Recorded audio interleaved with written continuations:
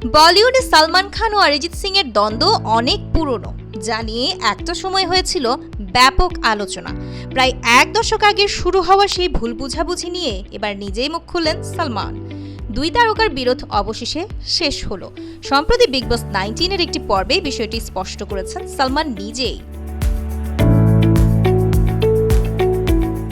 শুধু যে নায়িকাদের মধ্যেই ক্যাটফাইট হয় এমনটা ভেবে থাকলে খুব ভুল করবেন। বলিউডের নায়কের সংঘাত খুবই সাধারণ ব্যাপার। বড় বড় অভিনেতারাও কুৎসিত বিবাদে জড়িয়েছেন একে অপরের সঙ্গে।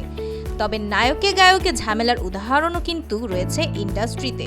এক্ষেত্রে দুজনেই অত্যন্ত জনপ্রিয় নাম, সালমান খান ও অরিজিৎ সিং। বলিউডের বাস্তবের angry young man Salman Khan এখন আর ইয়াং না থাকলেও মেজাজটার খাদে নামাতে পারেননি ভাইজান। একাধিক অভিনেতার সঙ্গে আদায় কাঁচকলায় সম্পর্ক বানিয়ে রেখেছেন তিনি। এমনকি নিপাট ভদ্র ভালো মানুষ অরিজিতের সঙ্গেও পাঙ্গা নিয়ে বসে রয়েছেন। অরিজিৎ সালমানের রেষারেষির খবর বেশ পুরনো। এবার দুজনের বিবাদ নিয়ে মুখ খুলেছেন ভাইজান। সম্প্রতি বিগ বস 19-এর উইকেন্ড কাবারের সময় সালমান স্পষ্ট করে বলেছিলেন তিনি ও অরিজিৎ এখন ভালো বন্ধু এবং ব্যাটল অফ সালওয়ানে একসঙ্গে কাজ করছেন। এক পুরস্কার বিতরণী অনুষ্ঠানে সালমান ও অরিজিতের মধ্যে সমস্যা হয়।